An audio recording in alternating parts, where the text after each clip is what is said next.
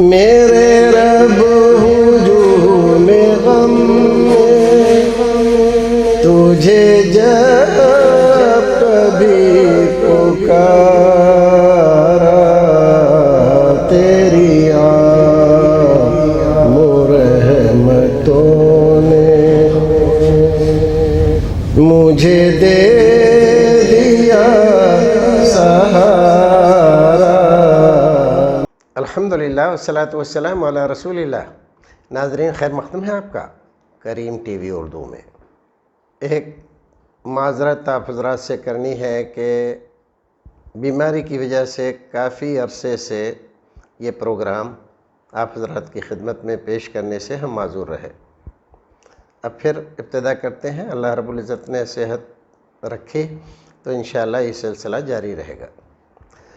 آج کی مجلس میں پہلا سوال ہے، محترم جناب عبدالحق صاحب ارریہ بہار سے سوال کرتے ہیں۔ سوال تو انہوں نے ایک ہی بھیجا ہے، لیکن وہ در حقیقت دو سوال ہے۔ پہلا سوال یہ ہے کہ تراویح میں جو ہم بعد میں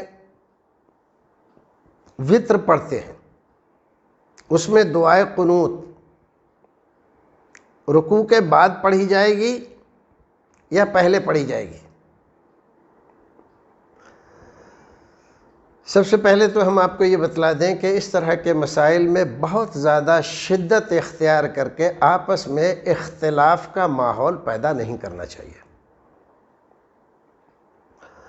علماء کرام اکثر اس طرح کے مسائل میں دو گروپ میں بٹے ہوئے ہوتے ہیں، اور ظاہر ہے کہ دوسرا گروپ بھی ایسا نہیں ہوتا ہے کہ جس کو ہم یہ کہہ دیں کہ وہ اسلام کو نہیں جانتا ہے، اسلام کو نہیں سمجھتا ہے۔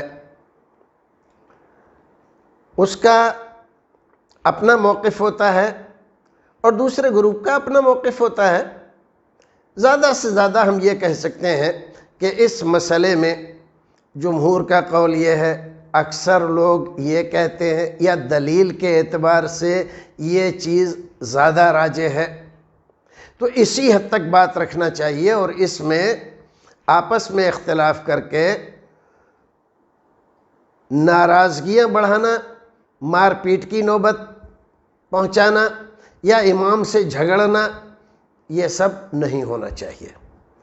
تو اب آپ کی خدمت میں ہم سوال کا جواب رکھتے ہیں۔ دیکھیے، اگر آپ قنوت نازلہ پڑھ رہے ہیں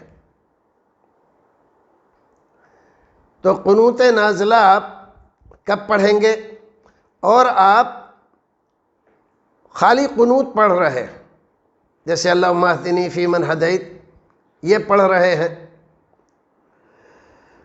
تو جن حضرات کا رجحان احادیث کی صحت کے ساتھ رسول اکرم صلی اللہ علیہ وسلم کی صحیح سنت تک رسائی میں دلچسپی زیادہ رکھتے ہیں، وہ لوگ یہ کہتے ہیں کہ یہ قنوت آپ رکوع سے پہلے پڑھیں، اور قنوت نازلہ آپ کو پڑھنی ہے تو رکوع کے بعد پڑھیں۔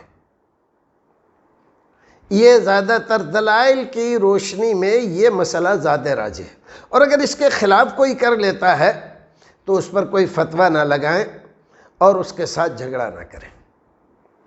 دوسرا مسئلہ انہوں نے پوچھا ہے، وہ بھی اسی قنوت کے تعلق سے ہے کہ اکثر ائمہ دعائے قنوت میں اللہم اہدنا فیمن ہدیت وعافنا فیمن عافیت یعنی جمع کا صیغہ استعمال کرتے ہیں،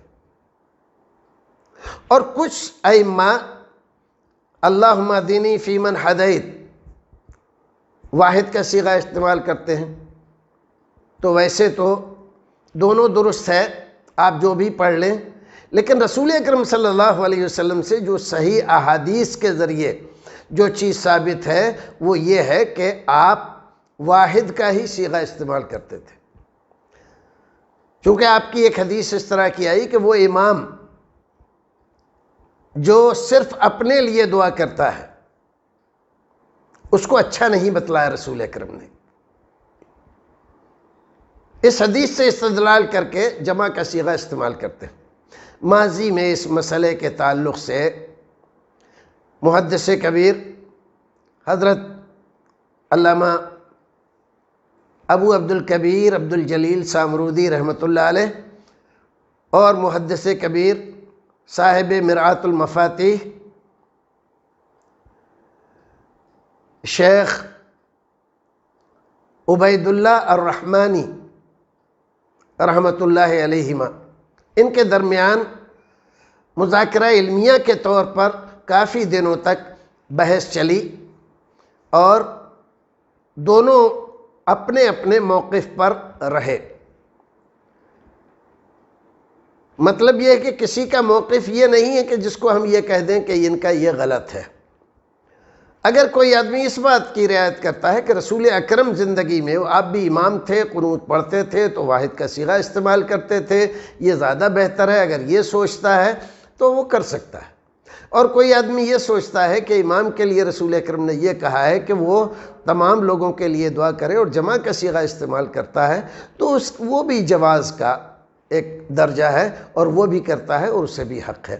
اللہ رب العزت ہمیں اور آپ کو نیک عمل کرنے کی توفیق عطا فرمائے۔